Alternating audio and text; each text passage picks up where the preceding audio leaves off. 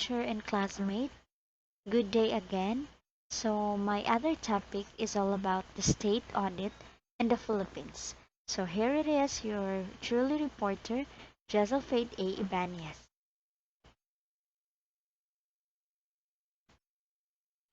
So what need to know in this topic? So the first subtopics is the definitions of the state audit, the functions, and the last one is the history. So state audit in the Philippines.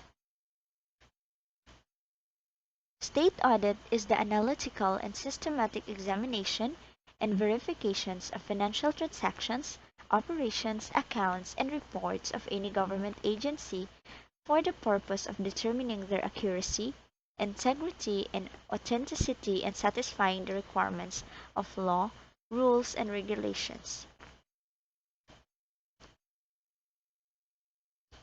So what is a state audit again? So according to the ancient and respected branch of state administrations in time, state audit is also developed from the need for good government.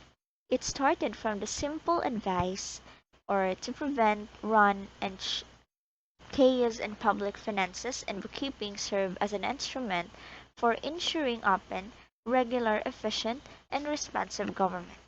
Thus, it became closely intertwined with modern government and public accountability. Auditing and public administration. So, state audit may be considered as the control and accountability component of the fiscal administration cycle. So when you talk about as accountability components, it seeks to ensure that public officials entrusted with functions and resources are made responsible for the performance and results of operations of their office.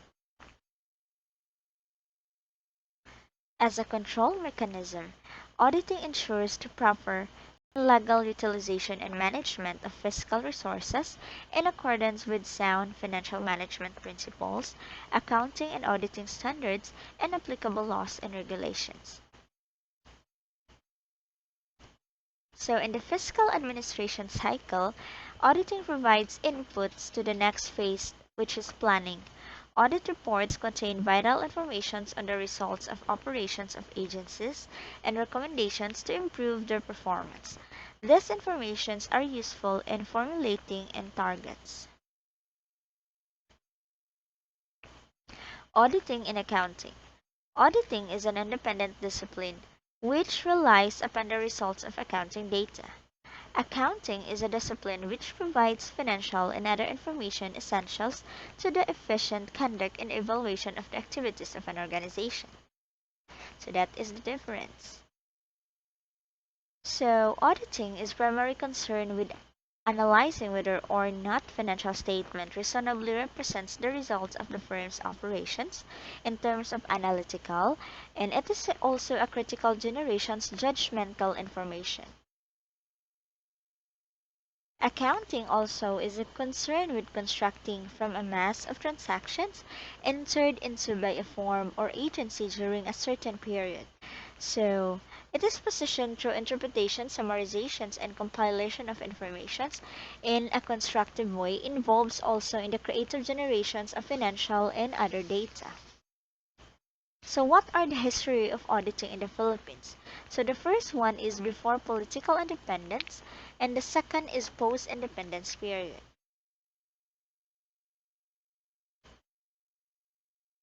So as what you've noticed here in the location and government primary auditing, so here are the periods set up in the activities. And also in the post-independence, from the early period up to the early severities. So as you can see here, there are the charts and commission type of organizations, and also it expands also the program for audit. So auditing under Spain, the first activity in the Spanish colonial government was in 1953 when a Royal Audiencia or High Court of Justice was set up in Manila. Fiscal review was conducted by the Audiencia in addition to regular judicial functions. This latter evolved into a separate and independent fiscal control activities in 39 with the establishment of the Royal Exchange or National Treasury. Auditing under the Malolos Republic. In 1996, an independent Philippine Republic was declared and Malolos Constitution was created. The budget process was described in detail and the budget were subject to public scrutiny. While the Malolos Constitution was silent on the functions of auditing, Rule Number 40 of the Decree of June 20, 1898 provided that tax collectors should render an accounting of all expenditures as well as tax collections made by where to verified with the Assembly. Letter C. Auditing under the Americans. The Americans took over the Philippines on August 13, 1898, and the first step undertaking was an inventory of all public funds. On September 5, 1898, the position of auditor of the American rule, a shift was made from the judicial type of audit. So in this era, the legislative type of auditing functions, it was during the period that practice of pre-audit was initiated. So later, all disbursement should be approved by the auditor. Letter D. The auditing under the Commonwealth. So the Philippines was transformed into the Commonwealth in 1935. So there are three major events in the Philippines state auditing were the droning and constitutions of 1835, which provided for the independent General Auditing Office, and also the second, the passage of the Commonwealth Act number 320, and the third one is the passage of Commonwealth Act 325, is what you've noticed here in the slides. So an economic survey mission headed by Daniel Bell was sent by the President Truman in 1950. So Bell recommended reforms in public administrations, including modernizations of fiscal administration to help government cope with worsening political and economic problems. Implementations of administrative reforms was part of the preconditions for the grant of further foreign aid. The Government Survey Reorganization Commission, or the GSRC, was set up with assistance from the American government in the form of consultancy services. So A is the first reorganization effort reforms with assistance of American consultants, and letter B, reforms under the second reorganization effort. The President Commissions or Reorganization or PCR was formed during the late 60s with major concerns on the fiscal administrative system, which included auditing. So one of the most significant here is the changes during the martial law era, which greatly affected state auditing, was changed in the Constitution. So another development in state auditing under the 1973 Constitution was the reorganizations of the Commission on Audit from a constitutional institution headed by the Auditor General to a commission-type organization headed by the chairman and two commissioners.